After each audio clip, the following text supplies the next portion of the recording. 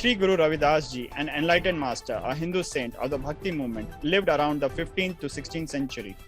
Shri Guru Ravidas Ji is venerated as a guru by the Sikh and the Dalit Hindu community.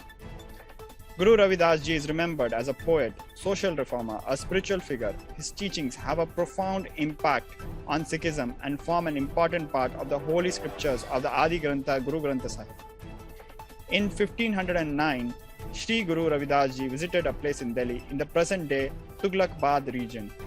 Around 1850s, Roop Nanda Ji, a disciple of the lineage of Guru Ravidas Ji, built a temple at this very site with the name Shri Guru Ravidas Gurughar. Since then, this temple is extremely important and sacred, especially for the Dalit Hindu communities such as Ad-Dharmis, Ramdasia Sikhs, Chamars, Jatavs, Mochis, etc.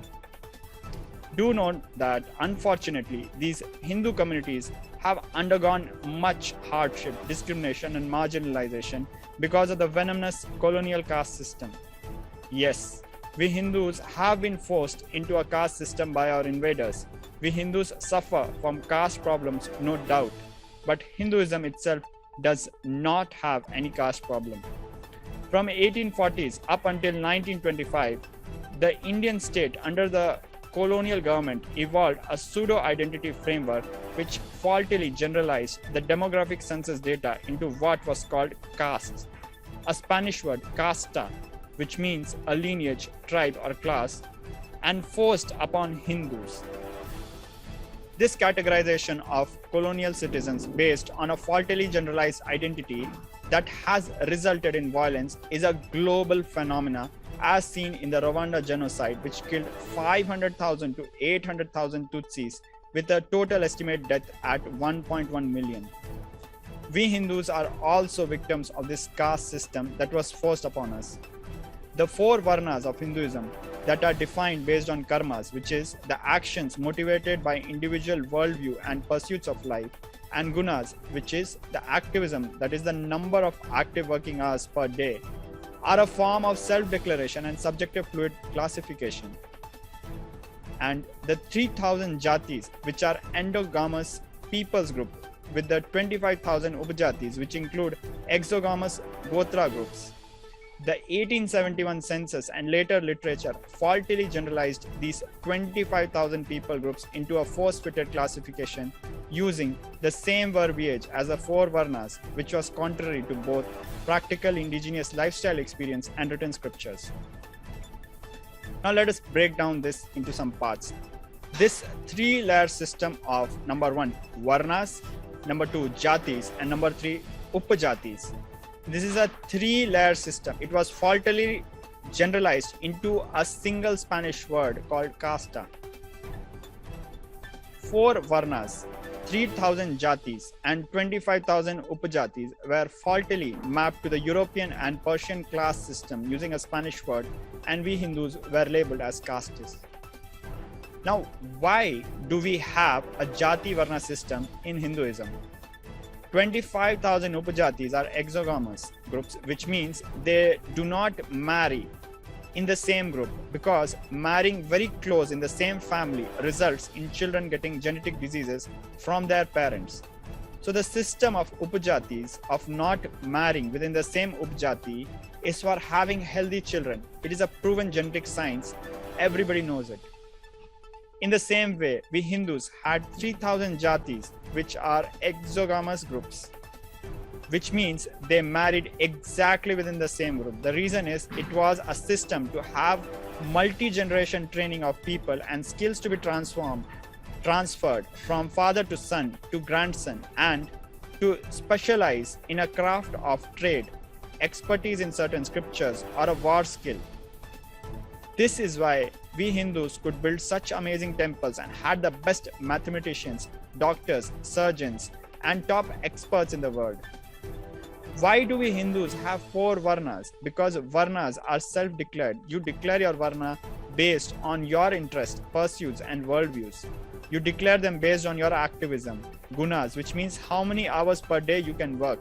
This is completely voluntary. Your teachers, looking at your aptitude, groom you. Varnas are not jatis or upajatis. The mix-up of these three-layer concept was not a mistake by invaders. It was intentionally done by them to destroy us. All the three, Jati, Upjati and Varna, can be changed in Hinduism. For example, around 3000 BCE, Raja Agrasen created a new Gotra system during his time, where the erstwhile warrior Marwari community became a trader community. Legends say that their swords were transformed into a weighing balance.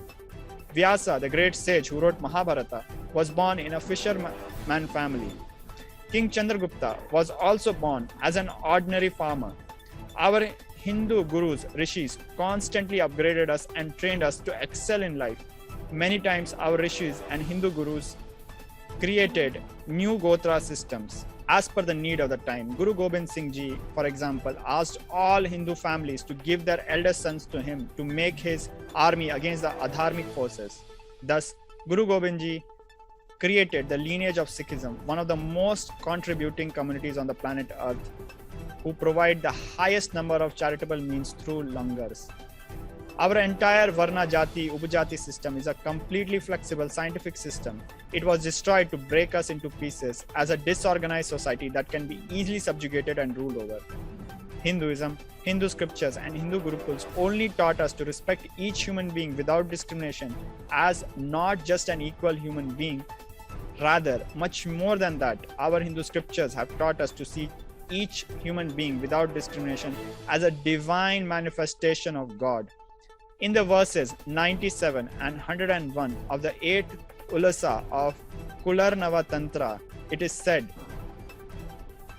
whether a woman or a man or an impoverished marginalized person, that is a Chandala, or a person who is reborn through education and initiation, that is a Dvija, there is absolutely no discriminatory comparison. Everyone here is considered like God, like Shiva.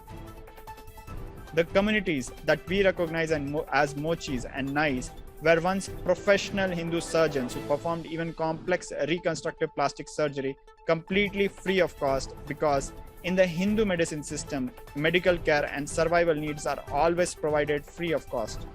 In exchange, the Hindu ecosystem took care of the service sector communities and gave them a share of the annual village harvest as a routine for free, not as a payment but as a compulsory exchange each season.